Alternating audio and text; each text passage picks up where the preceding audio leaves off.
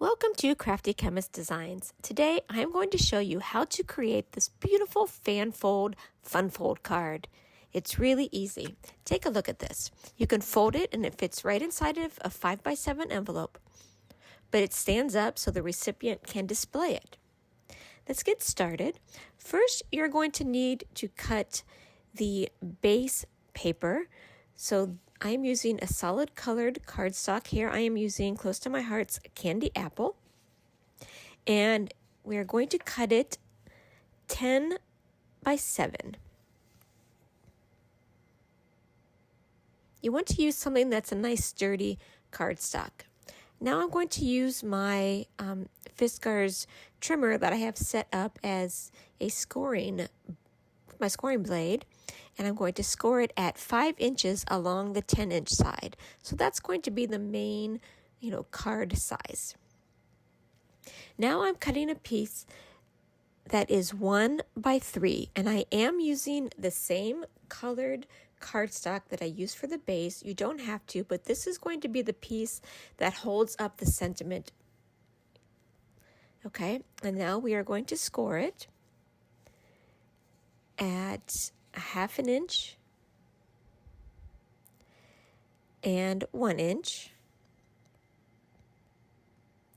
And we're going to do that on both sides. So I'm flipping it 180 degrees and scoring it at 1/2 inch and then 1 inch. You don't have to use a Fiskars trimmer with a scoring blade. If you have a stylus and a ruler, you can use that. Or if you have a scoring board, go ahead and use that also. So let's set that aside.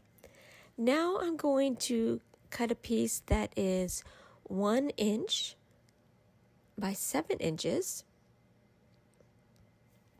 And this is going to be the sort of a kickstand in the back. It's going to hold the card up. This piece is optional, but if you don't use it, your card won't stand up as nicely as what mine did in the first part of the video.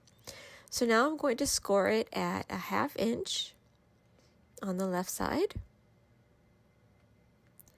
And then I'm going to score it in half, and so that will be 3.5 inches. And then I'm going to flip it around and score it again at the 1/2 inch mark on the other side.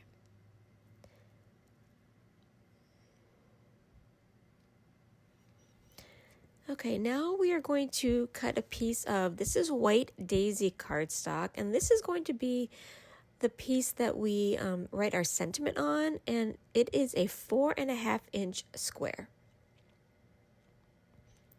Okay, so you don't have to use white, but you should use something light that you can write on.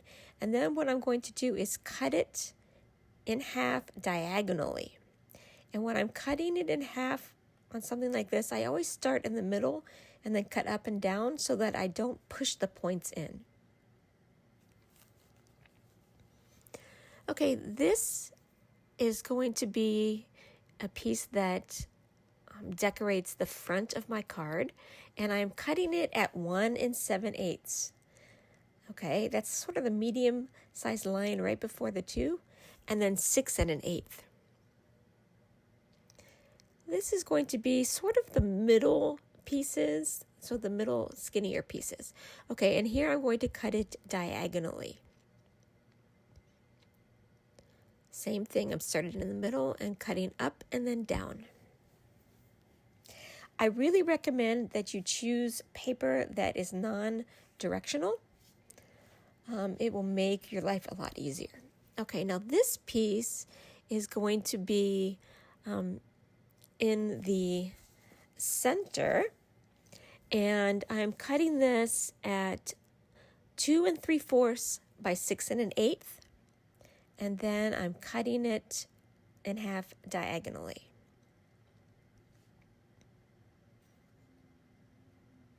Now I mentioned that you should choose paper that is non-directional. Here I'm using a paper that's directional to show you what I'm talking about. Okay, because I'm going to use these pieces on the left and the right side, if I would use just that one square, the words on one side would be going the wrong direction. So if you want to use something directional, you can do that, but you need to cut 2 pieces of the same size and then use one for the right side and one for the left. Okay, now we're going to cut the base into the fan fold shape. And what you want to do is put your paper on the mat, and then along the 10-inch, parallel to that 10-inch piece, mark it at 5 inches from the bottom. And now I'm marking it at 2.5 inches from the left and the right size. So that line that I drew on my card is 5 inches from the bottom, and then I'm marking it at 2.5 inches in from each side. And now I'm going to draw a line from the 2.5 inch mark to that top center fold. And then do the same thing on the right side. Go from the 2.5 inch mark up into the top center. Okay, you can see it's starting, it goes up to a point. Now I'm going to make sort of a kite shape. So go from the 2.5 inch mark to the bottom center fold. And then on the right side, do the same thing from the 2.5 mark to the bottom center. Now you can definitely see the kite shape. Now we're going to go to the very left edge where the 5 inch line meets the edge, down to the bottom center fold, and then the same thing on the right side. Now hopefully you can see that sort of design there. And we're cutting away the top right piece, leaving the kite piece intact. You can use your trimmer if you want to. I find it easier to use the scissors, but if you don't want it to look, wobbly, if you want it to be straighter, you can use your trimmer. Okay, so there I cut the right piece off. And now we're going to cut the left-hand side off. Going down the top edge of that kite shape. And now along my 5 inch line. As you get good at this, you can really avoid even making the marks.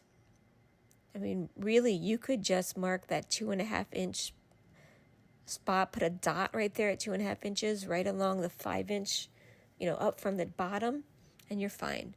Okay, now what I'm doing is I'm scoring along the lines that I made. Okay, I did the right side and the left side. That's what I'm doing now. Again, you can use your stylus to do this if you want to. I'm using my trimmer with the scoring blade and making sure that it's lined up really well on the trimmer.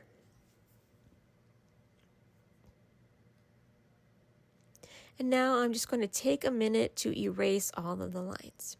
So you can see how, if I felt more confident or if I didn't want to show you, have it really show up on the video, I could probably have done it without the lines.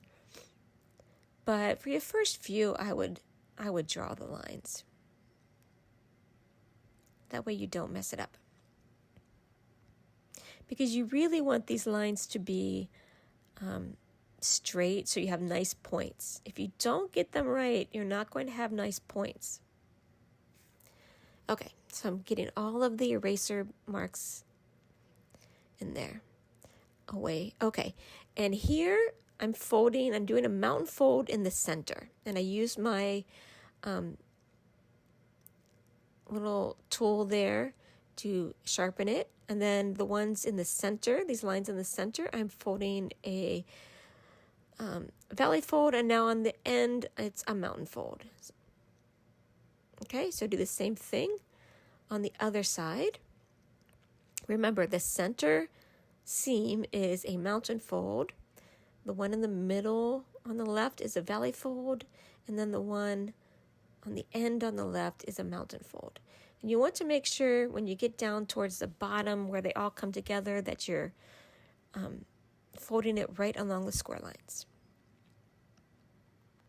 Okay, so now you can see that this does kind of stand up on its own, but you really want that other piece to the kind of kickstand to hold it up.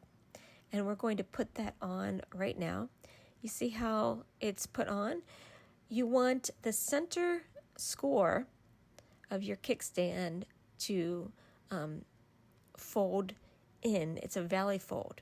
And since our paper is two-toned, darker on one side, lighter on the other, you want to think about it there for a second. And then the scores on the end become a mountain fold. So it kind of looks like an M, a really sort of exaggerated M. And now we're going to glue it down to the bottom of our card. So those little half-inch flaps are what we're going to adhere to the bottom corners. I am using red line tape because I figure that this piece, this kickstand, is going to take a lot of, I don't want to say pressure, but opening and closing. And I want to make sure that it's nice and secure.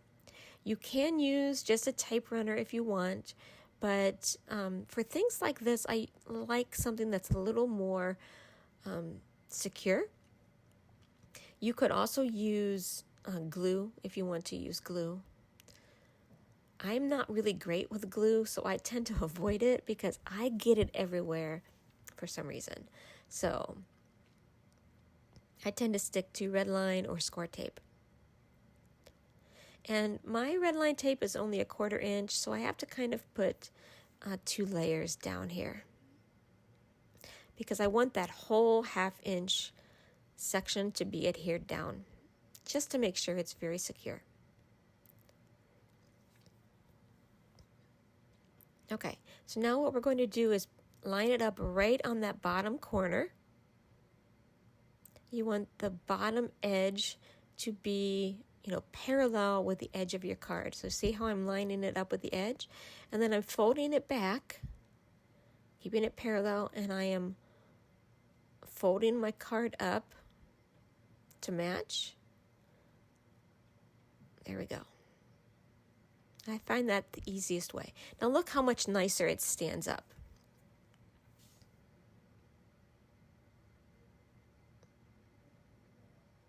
Okay, so nice.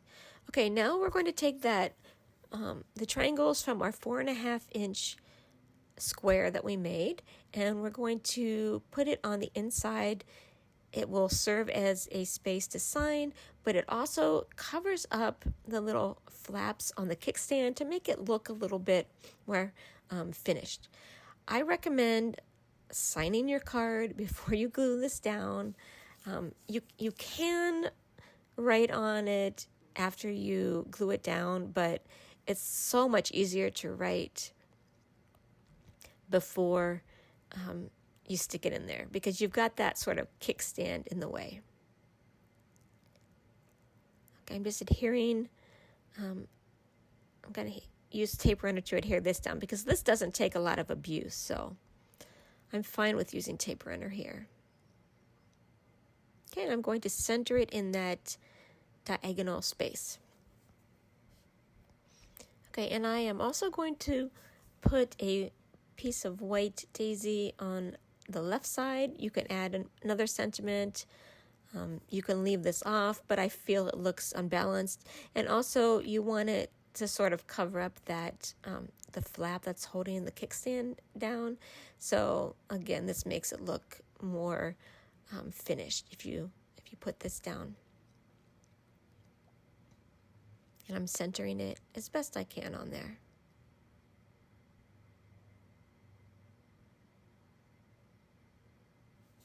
Okay, so see how nice that looks? And you can see how it covers up the little flaps. Okay, see how it looks so much more finished. Okay, there we go. Now let's decorate the outside. We're taking the, this one is the 4.5 inch square piece. And since this one is directional, you want to make sure you're putting the right one on. Okay, so I'm attaching this to the right side. This paper that I'm using is from the Home for Christmas collection by Close to My Heart. It is so gorgeous. I love it. And I love this sort of chalkboard look paper. And it has some nice holiday sentiments on there. Now, I hope that you understand how if I didn't cut that from two separate pieces, the words on the left side there would be sort of 90 degrees, right? It would be 90 degrees. Okay, so now I'm taking the skinnier piece of what's remaining, and we have to cut it on an angle. And here I have a little sample template to show you to make sure that you cut it the right way. Remember, this is the 1 7/8 inch by 6 1/8 inch. And what you want to do is take your piece and make the right triangle to the right. So you see how you've got the triangle part to the right? And now we're going to measure 1 1/2 inches along the hypotenuse of the triangle. So along the long curved part. So that's 1 1/2 inches. Okay. And I'm using sort of a black pen so I can see it better. The pencil didn't really cut it. And then you're going to draw a line from that 1 1/2 inch mark on the hypotenuse to the bottom right corner from the right triangle. And I'm using a marker here just so you can see it. I probably wouldn't use it if I was just making this without the video, because you don't want to be able to see that. Although this is the back side of the paper that I'm going to use, so it would be okay. But if you're drawing on the front side, you want to make sure that you don't use a marker. Okay, and now what you want to do is take the other piece and line them up and put the faces together that you want, of the pattern that you want to use. So I want to use that plaid paper, so I put them face to face, the design I want face to face, and then I just use that other one as a guide. Or you can go through the same process and, mark it at 1.5 inches and then draw the line and so on. But this is easier. Okay, so this is going to go on that skinnier middle side. And I'm going to use the regular adhesive. Make sure you get those corners with some adhesive down. I don't like my corners popping up and not being secured down. Okay, and now I'm going to just try and, put it in the center. Center it as best as you can. Look how nice that looks. If you are afraid to measure it and draw the line and all that stuff, just hold the half triangle up to your piece and, cut it with the scissors, right? Just estimate it. It'll look pretty good if you do that. Okay, so if you're not feeling the math, just hold that diagonal piece up and, onto your card, and then just try and cut it the best you can. But this will give you the most precise, even look. Okay, now we just have to decorate with the last piece of pattern paper. And this was the 2 3/4 by 6 1/8 piece. And what we're going to do is measure 1 3/4 down on the hypotenuse. Again, I've got my piece of paper with the right triangle there in the bottom right, and I'm measuring 1 3/4 inches on the hypotenuse, and then I'm drawing from that mark to the bottom right corner. This is the side that I want to use, so I just used the pencil. I didn't use a marker, and you can see I'm erasing what's pencil is still visible. Okay, and then again, I'm going to put the two sides together that of the pattern that I want, and then I'm just going to use the piece I just cut as a template, and then you can either mark it or just cut it.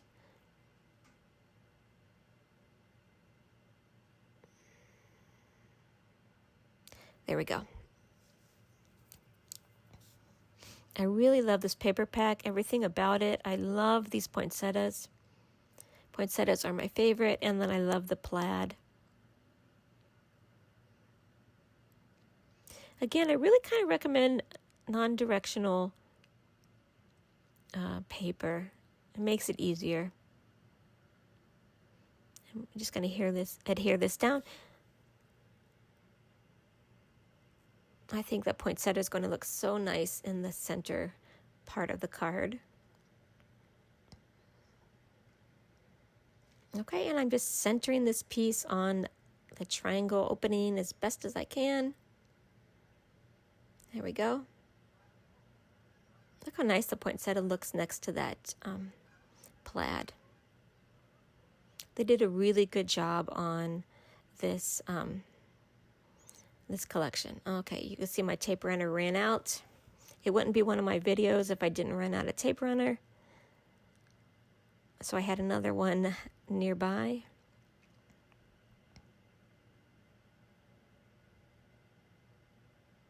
Okay, there we go. Look how nice that looks. And you can see it folds up flat to put in your envelope. But it's a nice display piece. Now you see that little piece that's holding our sentiment up. If you don't want to do this, you can just put your sentiments right on either of the side pieces, right? Okay, but here I'm going to fold this little piece. You can see how I folded it here to make the part in the middle to be flat. Okay, so I'm adhering using my red line tape. Again, this piece is going to be getting a little bit of abuse because you're going to have to fold it, open and close as you put it into the envelope, and then the recipient's going to have to, open and close that when they take it out. So I like to make sure that it's securely on there. You can use glue if you want to. Okay, let's do the other side. And again, my red line tape is 1/4 inch, so I have to kind of make 2 layers.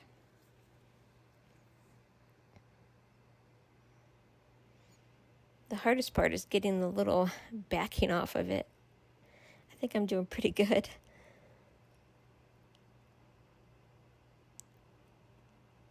Although I probably jinxed myself here. Oh, yeah. There we go. That wasn't too bad.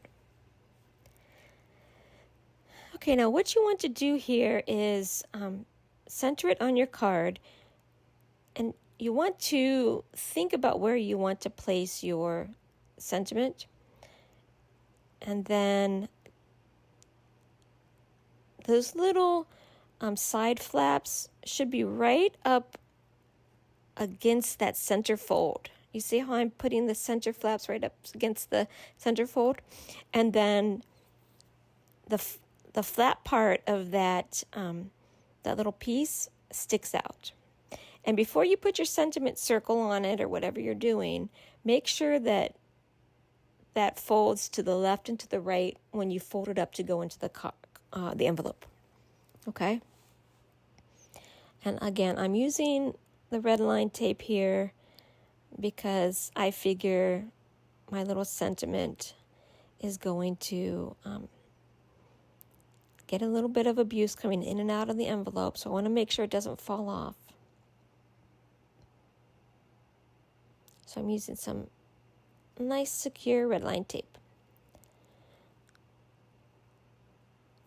The circle on my sentiment, I think is 2.5 inches, the matte, and the white sentiment part is 2 inches.